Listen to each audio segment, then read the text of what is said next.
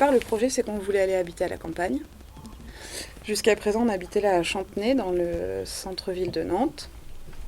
Et sauf que, on a impossibilité de trouver un logement. Parce que avec mon partenaire, on n'avait qu'un seul CDI. Et moi, mon CDD faisait que je n'étais pas très intéressante pour faire un emprunt, pour pouvoir acheter une maison. Et là, ici, à cet endroit-là, c'était un énorme amas une espèce de butte remplie de plein de trucs. Il y avait plein de choses. Il y avait un tractopelle qui était enterré à moitié dans la terre. Ah, avant que la yourte apparaisse sur le terrain. Ouais. Ah non. Il y a eu quasiment 3 mois de juste aplatir le terrain et le rendre accessible. Donc tu vois, j'étais enceinte en février, quoi, mi-février. Donc on a commencé les travaux. Et l'appel de l'enfant. C'est bien, tu vas avoir des bruits.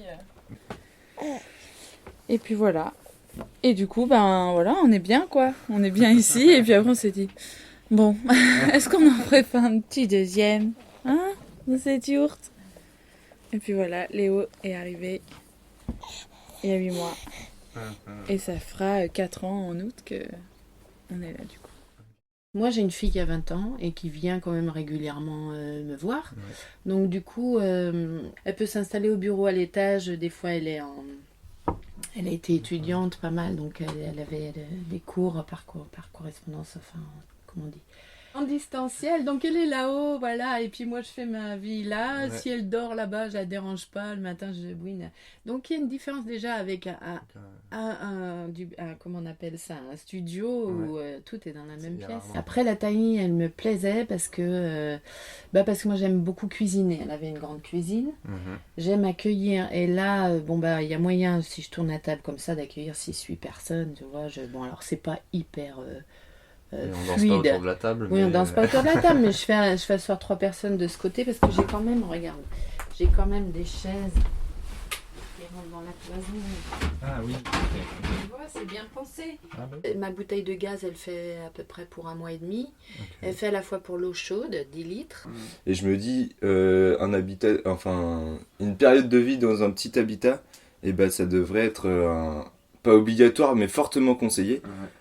Pour que les gens se rendent compte en fait qu'on n'a pas besoin de forcément très grand comme espace, qu'on peut vivre dans petit si c'est chaleureux, si c'est un petit peu bien optimisé et tout, si c'est posé dans un endroit cool aussi, parce que ça joue beaucoup.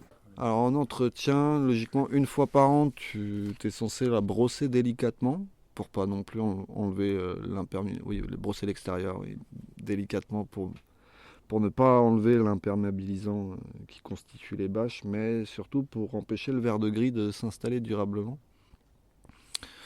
Et plus tu es près d'arbres, plus tu auras de l'ombre, mais plus tes bâches vont verdir. Donc il y a 1 année, j'ai procrastiné. Tu le payes cher l'année suivante. Parce que le deuxième truc, c'est l'entretien du poêle. Vu que nous, on passe pas mal de bois de récup, et donc ça s'encrasse vite. Donc moi je suis du genre, vu qu'il y a des enfants en plus et que je le ramène 1 fois par mois. En gros, t'es dans un habitat qui est tout petit, mais comme ce que tu vois c'est grand, et en fait t'as l'impression d'être dans du grand, quoi. Ça m'a un peu, en fait, il y a pas longtemps, je suis allée rejoindre des amis qui avaient loué une maison dans une sorte de lotissement, quoi, et la maison était immense, et je me lève le matin, et puis je prends mon petit déj, je regarde par la fenêtre, et en fait mon regard il bute direct sur un autre logement, quoi. Et en fait je me suis dit, ah ouais, mais c'est fou, parce que je suis dans une baraque qui est immense, elle fait genre 15 fois la tiny, mais j'ai l'impression d'être hyper engoncée et hyper cloisonnée, quoi. Et voilà. Et ça, j'en ai pris conscience il y a pas longtemps, de ce côté ouvert, quoi. Puis c'est ouvert, tu regardes par toutes tes fenêtres, c'est ouvert partout, en fait.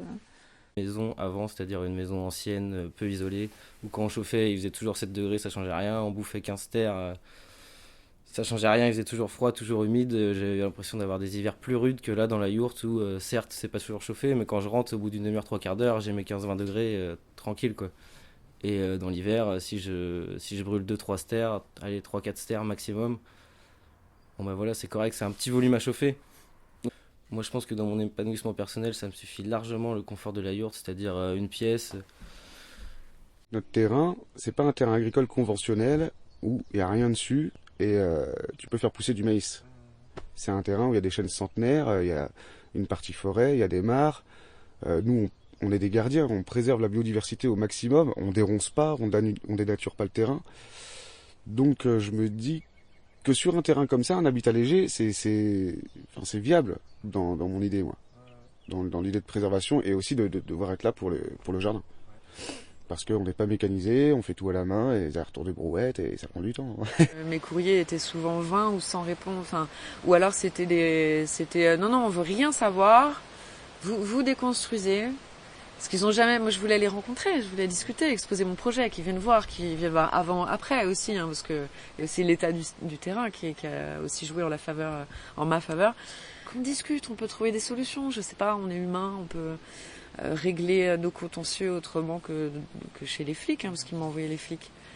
Et donc j'ai écrit, je pense quelques dizaines de courriers, et sans compter toutes les autres administrations, donc la communauté de communes, j'ai fait le préfet, le procureur, le ministre du logement et de la transition écologique et solidaire, je suis allée jusqu'au président.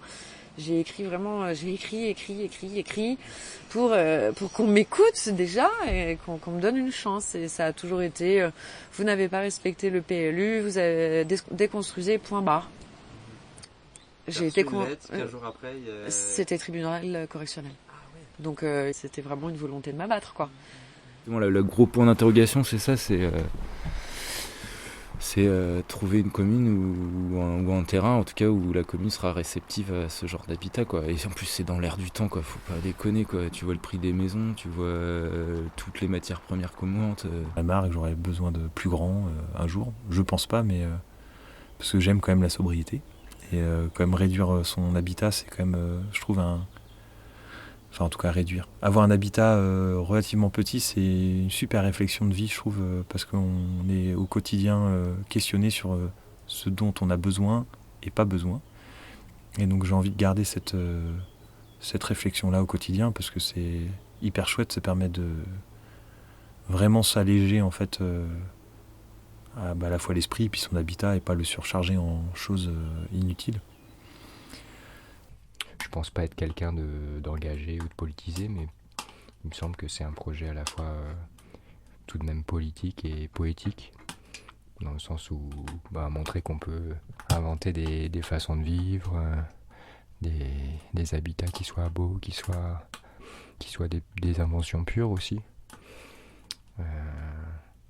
Et les quelques fois où j'ai voyagé avec, c'était un bonheur, parce que tu vois que ça fonctionne en fait, que poétiquement, les gens dans le regard, sur la route, quand ils croisent ça, ils hallucinent, quoi. Il se passe quelque chose.